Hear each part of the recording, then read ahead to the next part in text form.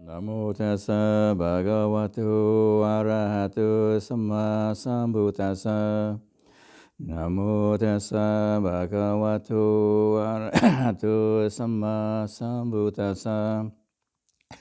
Namo tassa bhagavato arahato samma sambuddhassa. Buddhaṃ dhammāṃ sanghaṃ namasami.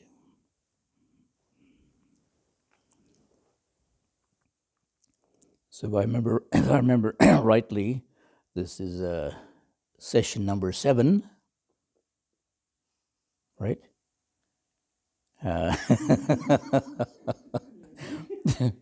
Approximately, okay, of cessation, beyond eye-making, and we're on part 3 now, the cessation part, and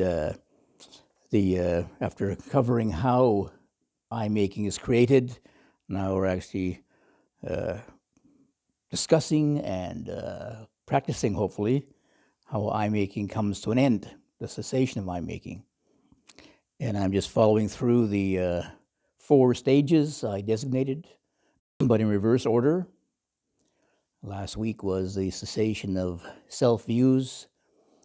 Today is the cessation of identification, stage 3. And this one is a little bit complex, not because the Buddha's teaching is complicated, but as probably most of you appreciate, identification is probably one of the most significant aspects of eye-making. And the Buddha realized this, I'm sure, because a lot of his teachings are aimed at the cessation of identification. So there's quite a lot of meditation exercises and a lot of emphasis made on it. So I have to make it digestible, I guess. I broke it into 3 chapters, even 4 chapters, I think. No, 3 chapters. 3 chapters, yeah. So the first one is the cessation. We know already from our previous sessions that the 2 principal activities of eye-making are ignorance and craving, right? Yeah? You haven't forgotten, you just, right? Already? So, I divided it up into 3 chapters: ignorance, the theory of cessation of ignorance, then the practice of the cessation of ignorance, then the cessation of craving. So lots of material there. And I would say, like, probably ignorance is, in a way, it's the most difficult because it is the most obscure, the most hard to identify, hard to notice. It's like the blankness in the room, hard to notice ignorance. Some people are so unaware of their ignorance, they don't even know they're ignorant of their ignorance.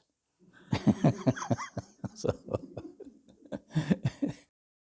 craving is a bit more obvious, right? It's so energetic and so, spectacular.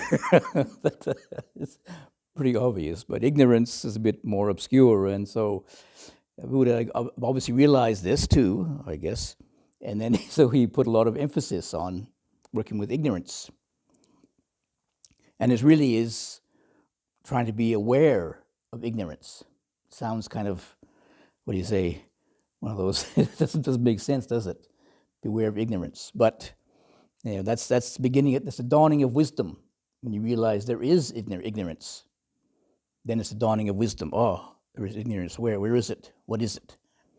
So we already know something about ignorance, right? From our previous how eye-making is developed. So now we still have to work on the cessation of it. It still is a bit tricky to get a hold of it. So in order to do this, and also ignorance is very, very deeply ingrained. It's one of the basic roots of all delusion, of all suffering. It's in the dependent origination. It's the very source of the whole cycle of samsara, wheels of rebirth. Yeah. And it is one of the three outflows. Remember the three outflows: asava, sensual desire, sensuality, existence, and ignorance. So anyway, it's very deeply ingrained. So it's not a matter of just having the theory about it, but actually practicing about it, practicing with it. So to start off, and I began this whole part 3 with explaining the Buddha's idea, or Buddha's kind of outline of a progressive path of practice, right? Somebody has faith, they go forth, they take the precepts, practice sense restraint, developing mindfulness and clear comprehension, and then the collectedness, then they contemplate dukkha and the three outflows, and realize liberation. Okay, that's Buddhism in one paragraph. For those who are up to it, up to speed. Otherwise, most of us are still practicing in our whole life, and a whole way of life, right? Our whole life we're practicing. So really, the cessation of identification is, in theory, very simple. The fading away of ignorance and cessation of craving. Right? Simple. But could be several lifetimes.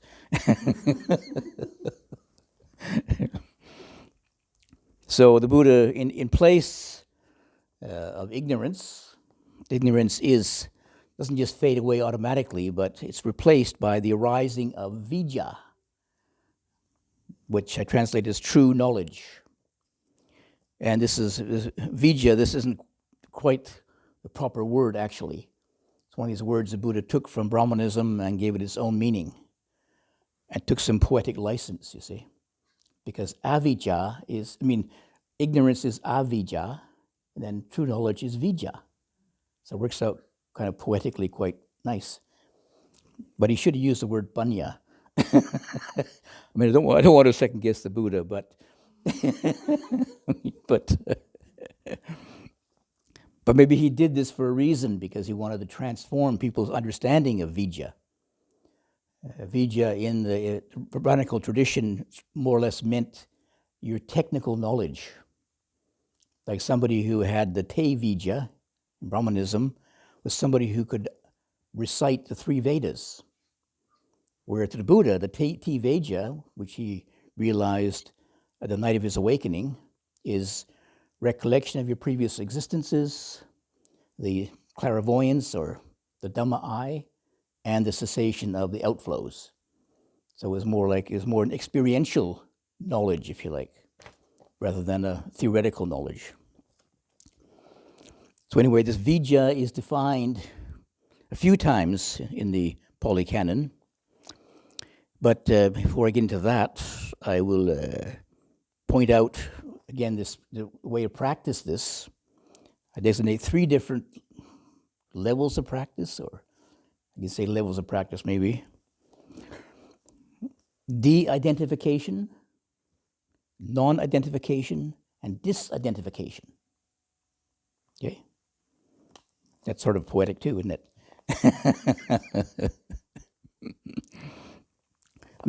Not everybody can go right to disidentification right in the beginning. Maybe some people don't even want it because they put so much energy into identification, and they still, pride themselves on having an ego.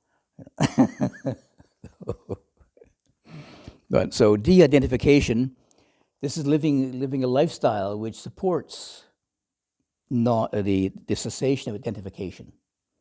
Basically, this is just a religious life. All the religions, whether they know it or not, are working towards disidentification. Some religions point out, you lose yourself in God or something. Others, you get absorbed into the divine principle or something or other. And then their practices, much like Buddhism, generosity, morality, they also support disidentification or cessation of identification if you practice them correctly. So this is like in and some people don't even realize, though, that, say, for example, the practice of generosity is a practice of cessation of identification, self-surrender. And most people, they think maybe they have some kind of cosmological principle. When I practice generosity, I'll go to heaven or something. But it's sort of ironic because the reason they so-called go to heaven is because of a disidentification. The less ego you have, the higher your mind can rise. And the higher heaven realms in Buddhism are due to more and more refined states of consciousness, less and less identification, if you like. So, maybe they end up in heaven, but because they have no ego. They've let their ego, they let their grasping or attachment to their ego decline, and then their mind can rise up to the beyond themselves. And yourself is a very, very small reality. The bigger reality is beyond yourself. But if you grasp yourself, you're stuck on the ground here with this mortal body, which will rot away and feed the worms, where you could be up in heaven. I know you're already faithful Buddhist, so you don't need convincing, right? So de-identification, this is in the Buddhist tradition, dana, sila, bhavana, generosity, morality, meditation. It's the three principal practices. Or in a more detailed way, there's what is also called the 10 paramis. It's a Buddha practice. I forget what they are, but kanti, sila, adhitthana, anyway, energy, many of these qualities, these kind of virtuous qualities the Buddha cultivated. And then the next stage is non-identification. This is when we understand the whole principle of how identification happened, and we can consciously engage in exercises to put it away. You can recognize, okay, generosity is an act of selflessness, self-sacrifice. So when I make an offering of generosity, I try and not bring myself into it. Try to have a practice with a very open heart. Yes, just generous opening up, letting go, without expecting reward, so to speak. Or an example which I had myself, when I was in New Zealand, I was the abbot, so many headaches. and one time there was some, complicated communication misunderstanding between one of the committee members, and I just couldn't comprehend these emails I was getting. Just didn't make sense, One day I was in the office, I was so baffled, I got to go for a walk. So I went out, and the monastery in Wellington is up on the, everywhere you go is up and down, it's up and down the hills. So I took one of the more steeper paths, was walking up there, getting settled in the body and back in nature again, and I was just reflecting, what's the problem here anyway? Oh, the problem was I didn't recognize what was being said. I didn't know how to respond to it.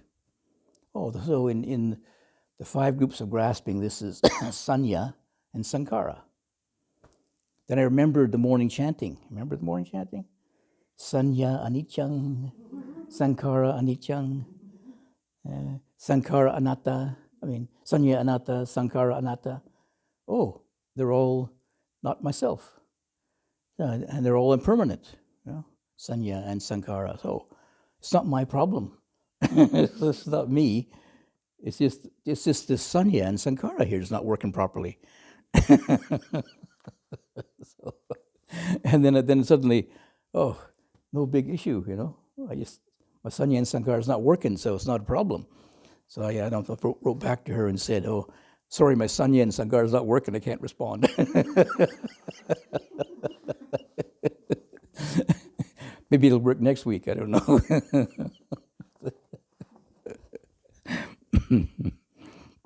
But sometime if you notice yourself getting caught up with your self-issues, you say, "Oh, thinking. It's just sankhara, or it's memory, or it's physical sensation, or it's feeling. That's all it is." And takes you out of that personal involvement with it. That increasing, instead of that increasing of identification, perhaps there can be a lessening of it. Just feeling arising and passing away. It's not my feeling. It comes and it goes. I have little control over it. Then we come to disidentification. These are working with the exercises the Buddha gives us. There's quite a few different variety of exercises. Actually doing, these meditation exercises in certain parts of the day, for example, engaging in spiritual practice. And the point of this disidentification is that we see things as they really are by right wisdom, fully understand as it really is. It's not just your ordinary, run-of-the-mill knowledge or something, information, but it's a very, very, very deep insight or realization comes out of it. So anyway, the Buddha defined this vidya, true knowledge, in various ways. The most common one was this knowledge of the Four Noble Truths. That's the most common type of knowledge the Buddha mentions in the Pali Canon. Four Noble Truths. That's all you have to know, basically. But then other places, he also gave a more specialized definition. Vidyas, was 5 of them here. Clearly knowing the 5 groups of grasping, their origin, cessation, and the path to cessation. Sounds like the Four Noble Truths, doesn't it? And actually it is, because dukkha, remember you're chanting again, at the very end of that explanation of dukkha, jatipi dukkha, jarapi dukkha, at the very end it says, and in short, the 5 groups of grasping are dukkha. So here we are, back to 5 groups of grasping again. Second one is the 5 groups of grasping, to clearly know 5 groups of grasping as subject to arising, decay, and arising and decay, as they really are. Third one is clearly knowing, this is a new one, the gratification, the disadvantage, and the escape from the 5 groups of grasping. I'll explain this later. And then the fourth one is really putting the 2 and 3 together, clearly knowing the gratification, disadvantage, escape, and the arising and passing of the 5 groups of grasping. And the fifth one is the sense, knowing the sense desire, sense basis, sense knowing, contact, feeling as impermanent. So that's what vidya is. That's one kind of knowing. Throughout the Pali Canon, Buddha was obviously very keen on different kinds of knowing. So this, the various permutations of knowing, there's quite a variety of them. So there's one clearly knowing, that's what was mentioned above. That's pajanati. Janati means a knowledge, and pa is sort of like accentuating, like jnana, panya, means knowledge, or knowledge to an advanced degree, or wisdom, put it short, make it short. Then there is thoroughly knowing, abhijana, and fully understanding, parijana.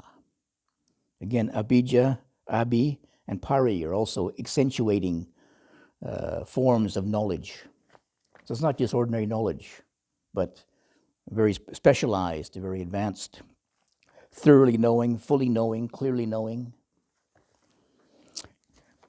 And then the Buddha also, not only emphasizing knowledge, but he also gives reference to seeing too.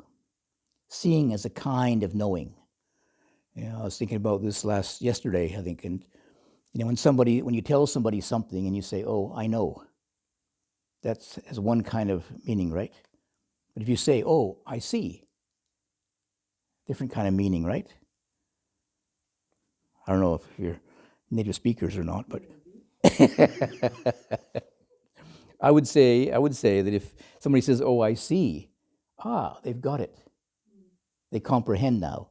But just to know it, okay, you got the knowledge of it, but you don't really get it. When you say, "Oh, I see," right, they've got it. They comprehend now. Much like in Thai, when the Westerners would say, "Oh, I know up here," the Thai's going to look. No, you don't know up here. You know here. You know in your heart, not in your head. In the Buddhist general psychology, not mentioned by the Buddha, but came later, that the brain was just a kind of a switchboard, because you have 5 senses in your head here, right? And then the 6th sense is the body, you can say. The brain is here too. So the head is just the switchboard. Eyes, ears, nose, tongue, mind. Then it goes to the heart, where it's comprehended. So to really understand, you have to understand through the heart. So I heard the story of one, I think, Burmese teacher talking about this at a retreat. And then one very clever Westerner said, "But what if you get a heart transplant? You lose all your wisdom."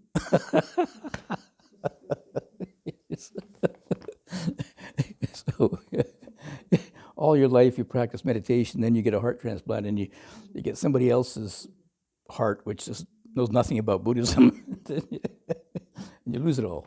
No, but anyway, I think it's more figuratively speaking, or symbolic. Your heart is more the center of your being, and it's heartfelt rather than just head knowing. So, and all of these, seeing, pasanang and dasanang, it also is added. Most of these there's an adjective added to it, called with this yatta bhutanang, as it really is.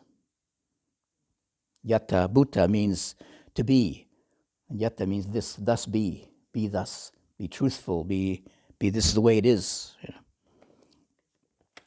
So you're trying to point out this is a very specialized kind of knowledge, not just your average book knowledge. And then there is various supports for this knowledge. This is where the meditation exercises come in, basically.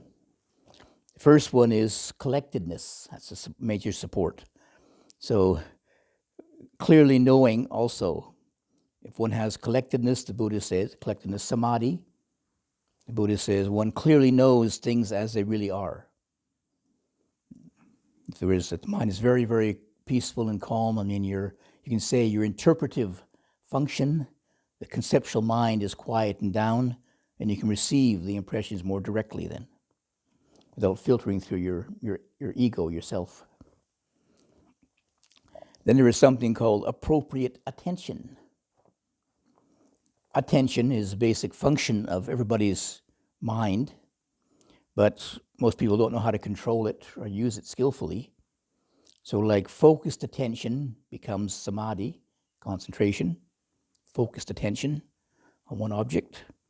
I would say kind of reflective attention becomes sati. If you contemplate, reflect upon the body, feeling, states of mind, dhammas, then it becomes sati, mindfulness. So it's appropriate attention. Basically, the Buddha kept it very general, that when you understand the nature of attention, where you put your mind, your attention, one factor of mind, has an influence upon your body-mind. I mentioned this already with regard, I think, with contact. Why contact was so significant in Buddhist teachings, that when you recognize how contact affects your state of mind, you look at certain objects, nature, trees, green, Green is a very soothing color, very relaxing. Red is very exciting. And there was one teacher, elderly teacher, came to Chithurst many years ago. And this teacher, he was quite adept at color meditation. They call it color kasinas, using color as a meditation object.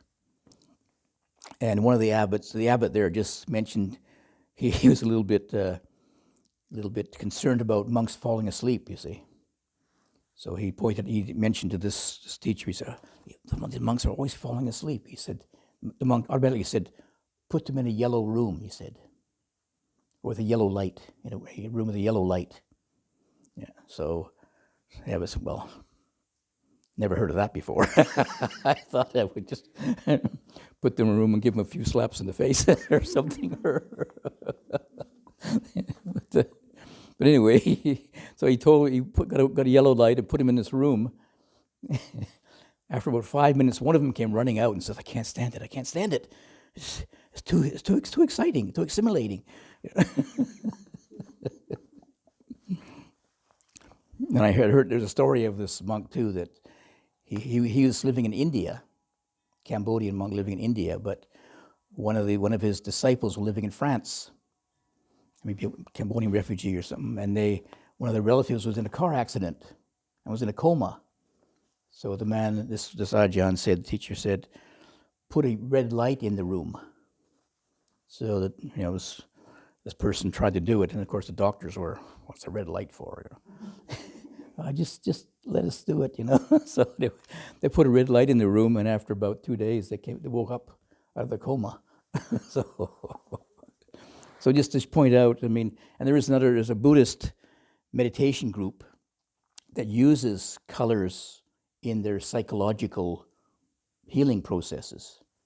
Depending upon different states of mind, they put people in these different colored rooms. So anyway, that's just a side attack. It's a time for story. yeah.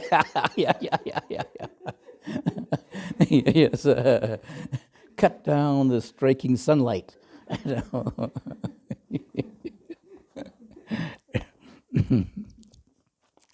So there's a few other supports for this knowledge, different kinds of this knowledge, clearly knowing or fully knowing or whatever. Of course, the 7 factors of awakening.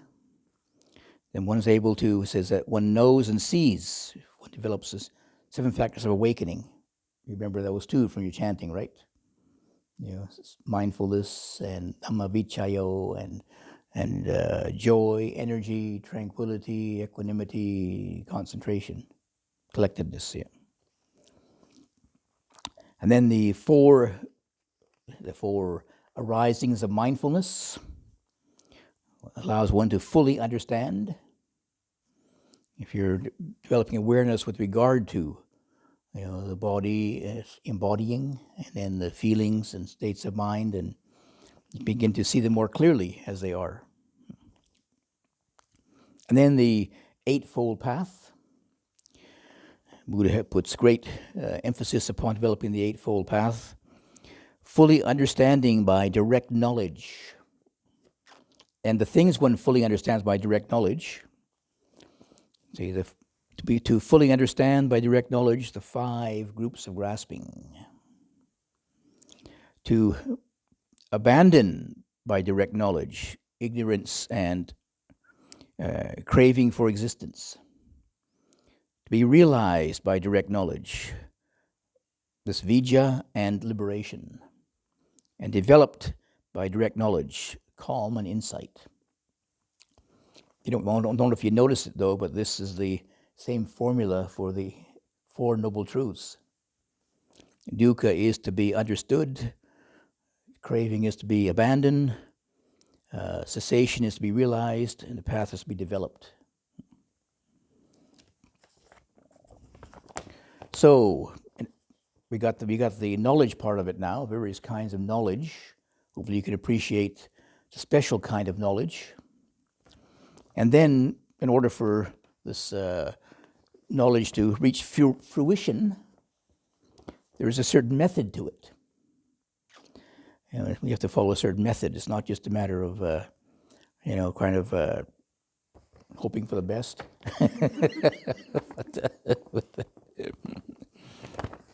So the Buddha gives various hints about how to do this, how to develop, or how to do these meditation practices, if you like. One should make a thorough investigation. One should engage in an inner exploration of all the various forms of dukkha that arise. Then there is, in the 7 factors of awakening, there is one factor, second factor, Dhamma vichaya, investigation of Dhamma, and it's explained as one examines with wisdom, investigates thoroughly, and tests it. That's how one practices investigation of Dhamma. And then, of course, in the Satipatthana, it's always mentioned that one should do the anupassana, kaya anupassana, to contemplate the body, contemplate the feelings. And you may notice there is passana in there, seeing, you see, anupassana. So it's like deeper seeing, if you like, to contemplate deeper seeing. So this is these ways of investigating, basically engage in an inner exploration of dukkha.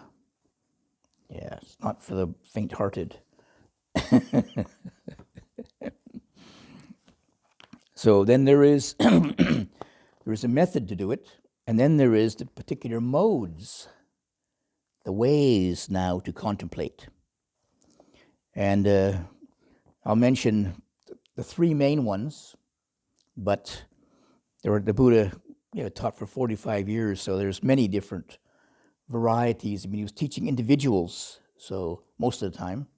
Sometimes he was teaching an audience or something, so he gave a general way to practice meditation, develop these contemplations. Other times they're very specific, but I may have to make a volume 2 to give the specific ones, because there's just too many of them. So I'll just give you the 3 main ones. Probably you know these already. The most common one the Buddha emphasized was the 4 Noble Truths method. That is, contemplating according to the 4 Noble Truths, this template, as I've already mentioned with regard to the 5 groups of grasping. You know the theme itself, you know the cause of it, what path to cessation. And then Buddha applies this to the 5 groups of grasping, to the senses. So there is that model to follow. That's one of the modes. And why it's important as modes, ways of practicing, is that one needs to follow it to the very end to realize liberation. Some people have, I would say, many Western philosophers and even artists have investigated dukkha, but how many have proceeded through the whole 4-fold steps here? When the Sangha first went to the West, it was noticed that a lot of the people in the West were very intrigued, Buddhists, intrigued by dukkha. They kept referring to dukkha all the time, dukkha all the time, dukkha. And it was pointed out to them, the Buddha didn't just teach dukkha, he taught the cessation of dukkha too. Oh, really? I mean, I can appreciate it, because I was too. It was such a new thing to hear about dukkha. It's a great relief. Here was somebody not covering things up, not covering up the blemishes in reality. He was pointing it out to us. Look at it. And of course, it wasn't so nice, but I already knew about it already. He already was feeling that way, and feeling a bit left out for all the love and light people. But then by recognizing this, but that's only part of the path to investigate dukkha. Then to realize what's the cause of it. So one needs a certain amount of inquiry, not just indulging in it, and not just rationalizing it or something like, oh yeah, life is dukkha, so yeah, that's the way it is, folks. Yeah. No, there is a cause of it. And once you can find the cause, possible to release it. When you notice some of the games your mind plays, trying to revive old memories, for example, you realize, what's the point of wallowing in that that dukkha of that mistake I made or something. It's gone, it's finished. You can maybe learn something from it and then move on. And then we realize, maybe for a moment anyway, at least some cessation of that, being released from that obsession, if you like. And then we know how to practice it. What's the path to follow now? Okay, I realize now, trying to release it, which requires, some spiritual support, some concentration, some awareness, some energy, whatever. Some of these factors of the Eightfold Path then. The second most common one the Buddha used was with regard to the three characteristics. Three characteristics are impermanence, unsatisfactoriness, and no permanent self. This one he seemed to use, for more advanced disciples. There were some people who could, who were able to recognize impermanence, although it's, for most people it's sort of, counterintuitive. They look for permanence, not impermanence. They don't want to see impermanence. It's too threatening. But when you can recognize, this is a useful contemplation, then you turn your attention to it, and you begin to see it popping up all over the place. Because it's one of the three characteristics of reality: impermanence, sappe sankhara anicca. All conditioned things are impermanent. And whether the Buddha is here or not, that's still the truth. The Buddha didn't make it up. He just realized it. That's all. And when things are impermanent, they also are a bit unsettling, right? Yeah. When what you depend upon, you recognize as impermanent, it's a bit destabilizing and unsettling and frustrating, and so a dukkha. And then what control do you have over it? Right. Then there's no permanent self to be able to control it. Okay. So some people, maybe they're more, astute, reflective people be able to follow this meditation then. For others, maybe the average person, starting off with dukkha. There is dukkha in their life. Okay, now look at it, investigate it, try and find the cause of it, and then release it there. And the third one, which is not mentioned so often, but often enough, is this one: to recognize, to contemplate the gratification, the disadvantage, and the escape from all these, the 5 groups of grasping, for example. So the gratification is sukha somanasa. I would say it's translated as well-being and ease. That's the gratification in the 5 groups of grasping. But there is a danger there also, that these are impermanent and subject to change. So, if you get too attached to your gratification, it's going to change, and then you're left high and dry. And the escape is abandoning the desire, chandaraga, the desire and passion for these 5 groups of grasping. Okay, they can be gratifying, but not satisfying. Here, my poetic license again. They're gratifying, but they're not satisfying. No satisfactoriness. Everything is unsatisfactory about them, you see. But this requires some investigation, doesn't it? You can easily be misled until you look at, you remind yourself, you follow you follow this threefold contemplation to the end. It's gratifying, but there is a danger, and then there is an escape from that. So you can recognize, there's this threefold passage. If you just stay with the gratification, then you can be fooled by it. You become addicted to it, and then you get really surprised, because it's still impermanent, whether you like it or not. So we have the methods, and then the modes here. Then there is the objects, which I already mentioned. The 2 main objects, 5 groups of grasping, and the 6 senses. I mean, if you recognize that this, when you just say I, I making, it's a very ambiguous topic, isn't it? When you really begin to investigate, what is this I? Okay. Buddha gives us a hint, 5 groups of grasping. And I mean, it's, maybe in our day and age, we don't normally break down the ego to 5 groups like that. And we would say, oh, it's maybe I don't know if you're Freudian or not, there's the ego, super ego, and the id,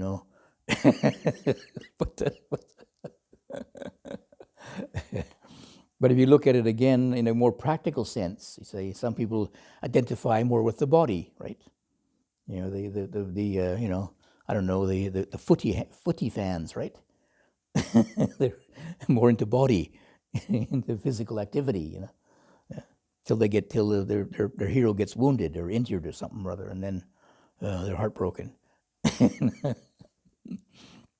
More the romantics are into the feelings, right?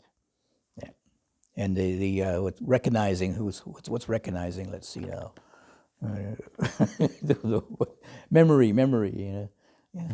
I guess maybe the older folks they just remember the good times in the past or something rather. Their aging body is decaying now. They don't want to look at that, but the old memories. Yes, I did some wonderful things. At my retreat, I was traveling around the world again. Yes. Aches and pains in the morning, but when I was young, I was Sankara, the thinkers, or they're the thinkers, thinking people, depend upon the thinking a lot, identifying with thinking. And then there is the knowing, the consciousness of knowing. That's quite a variety of different things too. It's knowing all of them, really. But when you begin to look at it practically, just trying to reflect, it's helpful maybe to look at what you would identify with primarily as your primal aspect of yourself. And I'm sure you probably come across it, one of these 5. If you look at it and can pin it down, yes, it is thinking, yes, it is feeling, whatever. And then try and contemplate now. Contemplate in any of these modes here. Is the feeling, is it dukkha? Well, there is some sukha there, some pleasure, yes. But then dukkha is creeping in here and there, oh yes, yeah. And where does that come from? What's the cause of it? There is gratification, certainly, in the body, but there's also the danger that it's breaking down, it's getting old, it's subject to disease. More these days with this pandemic, I just reflecting here, the world's brought to its knees by a little bug, I mean, here we were flying around the planet all over the place, and thinking we're invincible, and then a little bug knocks us on our backs. Oh gosh.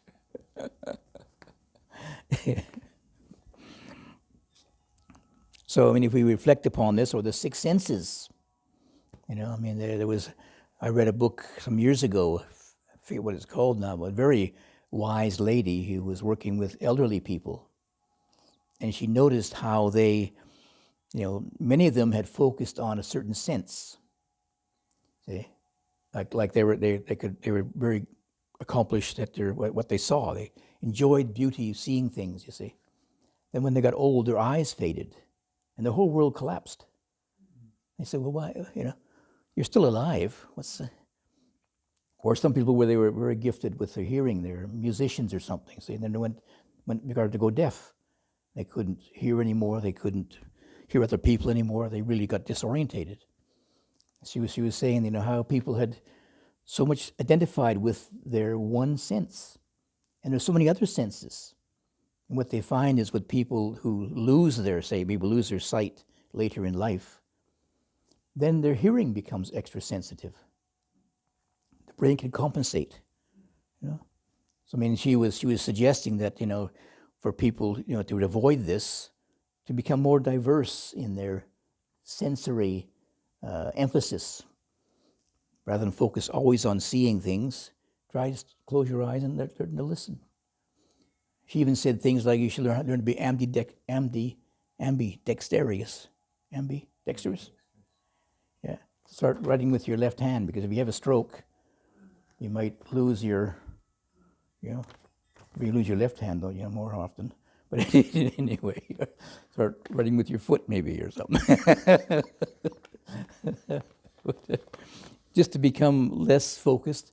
And that pointed out just how people do become unconsciously identified with one particular sense.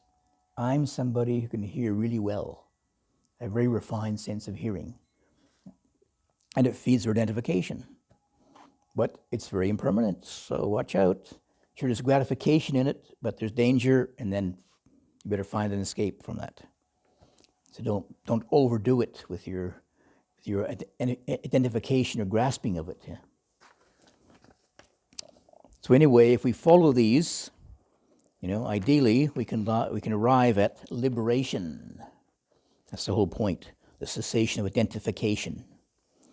But as I mentioned, this is just a theory, basic theory, and the real heart of it is doing the practice now, once we know what the theory is. So next week, I'll mention various exercises about how to put this into practice now. So this was the theory part, so hopefully it's comprehensible.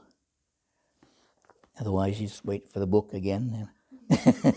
but don't wait for the book and practice it right now. So, you could be enlightened by the time the book comes out.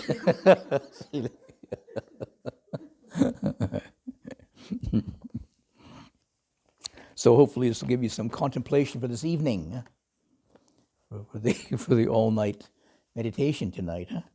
You may be able to contemplate a lot of dukkha. It's going to be a little bit cool tonight. So.